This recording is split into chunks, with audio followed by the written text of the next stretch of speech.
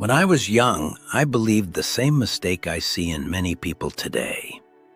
I thought living a long life depended on strength, on rigid discipline, on controlling the body as if time itself could be mastered by our own hands.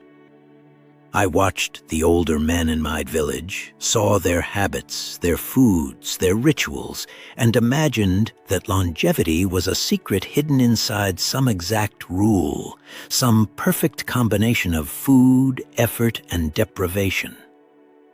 But the years began to show me a more uncomfortable truth. Yes, the body grows tired, but before that, it is almost always the mind that falls ill. I saw strong people defeated by anger. I saw careful people consumed by anxiety. I saw men who were disciplined at the table but unruly in spirit, full of envy, attachment, ambition, and fear. That was when I began to notice something that would change my entire life. No one reaches 100 years in peace if they spend 50 of them fighting everything, wanting to possess everything, reacting to everything, and carrying within themselves a war that never ends. Most people want to care for the body without realizing that it is the restless mind that poisons the body every single day in small doses, silent and constant. In the Buddhist tradition, we learn that suffering is not born only from visible pain, but from the attachment with which we cling to what changes, what passes, what was never promised to remain. It took me a long time to understand that. In my youth, I also wanted to conquer the world, to be recognized, to prove my worth, to have control over my destiny. And it was during that very time that I became most distant from myself. The more I sought security in things outside of me, the more fragile I became within. The more I wanted to preserve life, the more I fed the poisons that shortened the soul long before they shortened the days. Today, after 100 years, I can say something that sounds simple, but very few truly accept. My secret to living so long was not a diet. It was learning not to turn every desire into a necessity, every pain into revolt, and every loss into despair. Life began to lengthen when my mind stopped running in the wrong direction. And that story did not begin in old age. It began the day I realized that surviving is not the same as living. That was the moment everything changed. In my youth, I made a mistake I still see many people making today. I confused intensity with wisdom. I believed that living well meant doing more, thinking more, predicting more, controlling more. My mind never rested.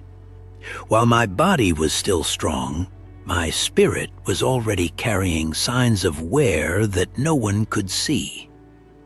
I worried ahead of time, relived the past as if I could rewrite it, and became irritated whenever life refused to obey my expectations. That was how I learned one of the first lessons that truly lengthened my days. It is not only time that ages a person, but also the way they react to what they cannot control. If I could advise you right now, I would tell you something very simple, though very difficult to practice. Observe what steals your peace every day and ask whether it truly deserves so much of your life's energy. Most people do not destroy themselves through great tragedies, but through small, repeated agitations, constant irritations, useless arguments, fears, silently fed. At that time, I still did not understand this. I thought my suffering came from the world, but over the years, I realized that much of it was born from the resistance I created inside myself. The mind that wants to control everything lives in tension, and continuous tension is a slow form of illness. There was a period when I began to notice something both humbling and liberating. Some people whose lives were much simpler than mine seemed to carry less weight in their faces, less hurry in their eyes, less fatigue in their souls. That was when I began to suspect that the problem was not only in life's difficulties, but in my ambition to force life to be different from what it was. So here is a piece of advice that would have saved me many years of unrest. Not every battle deserves your mind. Not every opinion deserves your answer. Not every fear deserves to make a home in your chest. Anyone who gives too much attention to what is small grows old on the inside without noticing. In Buddhism, we learn that attachment creates suffering. But in youth, that phrase seems far too abstract. Only later did I understand that attachment is not merely loving something. It is needing it so much that your peace begins to depend on it. And when your peace depends too much on people, results, recognition, or certainty, you have already begun to lose your freedom. It was during that period that my story changed. Because before I found a master, I began to distrust my own hurry. And sometimes that is already the first step toward healing. To stop for a moment and admit that the way you are living may be stealing from you the very years you are trying to preserve. It was during that phase of my life that I met a master who changed the course of my years without offering me formulas, promises, or quick answers. What unsettled me most about him was not the wisdom of his words, but the absence of agitation. He spoke little, walked slowly, ate attentively, listened without interrupting, and seemed unwilling to waste energy trying to conquer the world. For the first time, I saw someone who did not confuse strength with hurry, and that shook me, because I realized that all my restlessness, which I used to call effort, might have been nothing more than inner disorder. In time, he told me something I never forgot. A long life is not built only by what you put into the body, but also by what you stop feeding in the mind. In that moment, I understood that I was still nourishing too many things that wore me down in silence. Anxiety about tomorrow, irritation with what lay beyond my control, the need for recognition, and the habit of turning small discomforts into great torments. So here is a piece of advice I learned early enough to change my story. Pay attention to what you feed within yourself every day, because the mind also has a diet, and repeated thoughts can wound more deeply than visible bad habits. It was with that master that I began to practice a rule that sounds simple but demands courage. Reduce excess. Excess speech, excess reaction, excess desire, excess worry. He taught me that not everything needs an immediate response. Not every pain needs to become drama. Not every emptiness needs to be filled in haste. Sometimes what lengthens life is not adding more things, but removing what poisons peace. And that was how I understood for the first time that serenity is not something you are born with, it is a discipline you cultivate. After that, I began to follow rules that almost no one would value, because they did not seem grand enough to change a life. I started eating without hurry, sleeping without carrying the noise of the day into the night, speaking less when I was irritated, and refusing to turn every desire into urgency. It may sound like little, but that is how a life begins to purify itself.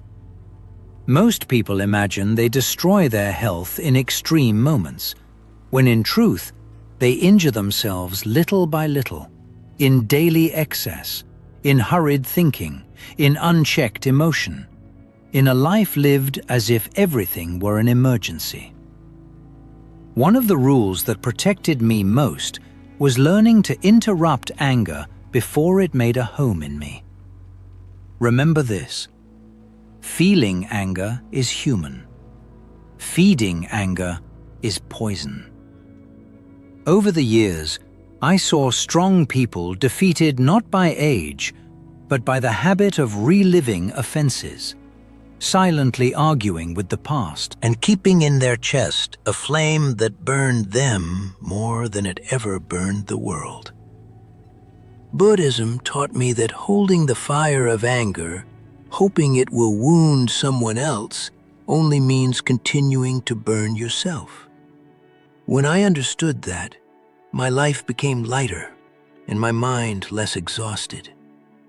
I also learned to respect emptiness, because the person who cannot bear being with themselves ends up filling life with excess just to avoid hearing their own soul. My advice to you is this: create moments of silence before life imposes that silence on you through exhaustion. It was in those quiet spaces that I began to notice my own exaggerations, my attachments, and the ways I myself was creating part of my suffering. And the more I removed what was unnecessary, the more I felt that time stopped being an enemy and became simply a companion passing by. As the decades went by, I realized that what consumes a human being most is not always work, age, or lack of resources, but the accumulation of emotions that never find rest. I saw people grow old early because they did not know how to release what had already passed. I saw people lose their joy not because they had suffered too much, but because they clung too tightly to suffering. And that was when I learned another rule that stayed with me until I reached 100 years old. Do not turn pain into identity. Suffer what you need to suffer, but do not make the wound into a permanent home. This was a hard lesson, because for a long time I also believed that remembering was a way of keeping control over what had hurt me. But the truth is that certain memories, when repeated with attachment, stop being memories and become prisons. So let me leave you with a piece of advice that can preserve many years of your peace. Do not feed every thought that knocks at your door. Just because something returns to your mind does not mean it deserves to remain there.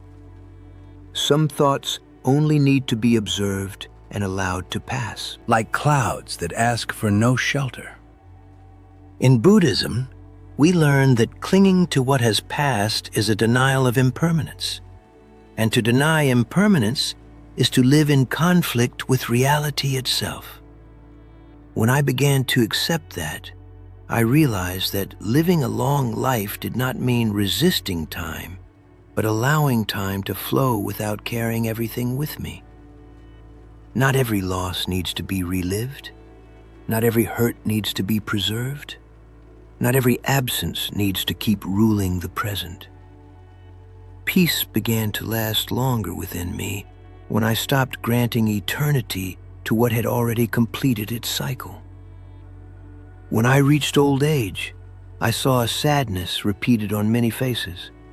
People who had achieved almost everything they had wanted, yet no longer knew how to rest within their own lives. They had comfort, possessions, recognition, but remained restless, as if something impossible to name were always missing. By observing this, I came to understand another important truth. Accumulating is not the same as being at peace. Some people fill the house and empty the heart. Some protect the body and abandon the mind. And some reach the end of the road without ever truly having found themselves along the way. That lesson left me with a piece of advice I consider precious. Do not wait until old age to discover what is truly enough. Whoever lives believing that the next achievement will finally bring rest almost always becomes a slave to a desire that endlessly renews itself. In Buddhism, we understand that the dissatisfied mind always invents a new thirst, and that is why so many people live surrounded by abundance and still remain dry within. Freedom begins when you learn to distinguish need from compulsion, value from vanity, presence from possession. It was at that point in life that I realized something decisive. A human being does not lose themselves only in suffering. They can also lose themselves in excess. And sometimes excess is more dangerous because it looks like reward, success, Proof that everything worked out. But not everything that feeds the ego sustains the soul. That is why I kept choosing a simple life, not out of contempt for the world, but because I understood that simplicity protects the mind from endless appetite. And a mind that does not need much to be at peace passes through the years with less weight and more truth. But the deepest truth only appeared when I had already lived enough to no longer want to run from what everyone tries to avoid. For many years, like almost every human being, I also wanted distance from loss, farewell, old age, and death. But there comes a moment when you realize that fighting impermanence does not lengthen life, it only steals the serenity from it. When I truly accepted that, something inside me finally rested. I no longer needed the days to last longer than they should, nor people to stay longer than they could, nor my body to obey the will of my mind forever. So let me offer you a piece of advice I understood late, but that can transform someone's life early. Learn to love without trying to possess, to care without trying to control, and to live without demanding guarantees. Suffering becomes lighter when you stop asking permanence from what was born to change.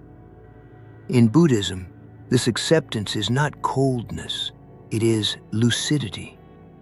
It is looking at life with enough respect not to violate it with impossible demands. And when you stop fighting the nature of things, more energy remains for living what is before you with real presence. That is how old age stopped seeming like a threat and began to feel like an instruction. Every wrinkle reminded me that time was not my enemy. Every loss taught me to let go with more dignity. Every limitation of the body invited me to dwell more deeply in the present.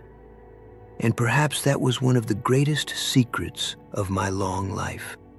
I did not try to defeat impermanence. I tried to walk with it. The one who makes peace with endings begins, for the first time, To live without fear of every change along the way. If someone asked me today, at 100 years old, which rules truly brought me this far, I would not begin by speaking of food, medicine, or formulas, although all of these have their place. I would say first, protect your peace as you would protect your own life, because in the end, that is what you are doing. Learn to eat with moderation, to rest for real, to stop living at war with the body, but above all, do not let the mind become a place of punishment. A long life is not born only from correct habits. It is born from a less violent relationship with yourself. I would also say, do not carry what time has already asked you to release. Do not turn resentments into company. Do not make anxiety a form of preparation. Do not confuse always being worried with always being attentive. There are people who die long before their final breath because they spent their whole lives carrying weights that no longer needed to exist. If you want to go far, learn this early. The heart also needs space, and the soul also becomes sick when it lives pressed beneath excess that was never necessary. Another rule I would give to any young person is this: simplify before life simplifies for you. Time teaches, but sometimes it teaches by taking away. So it is better to learn while you still have the power to choose. Have less hurry, less vanity, less need to win pointless arguments, less hunger for approval. In return, cultivate more silence, more presence, more gratitude for what already exists, and more humility before what cannot be controlled. Human beings suffer too much trying to hold the river still with their hands, without realizing that living is precisely learning to cross the current without trying to dominate it. And if I could leave only one final truth, it would be this: my secret to living so long was never chasing longevity like a man obsessed with not dying, but living in a way that did not destroy me before my time. That is what I learned from Buddhism, from the masters, from time, and from my own losses. Reaching 100 years old was not only about remaining alive, it was about learning, little by little, not to waste life on small things. And perhaps that is the most honest advice I can leave you with. Care for the body, yes, but care even more for that which, in silence, decides whether your years will be merely long or truly alive.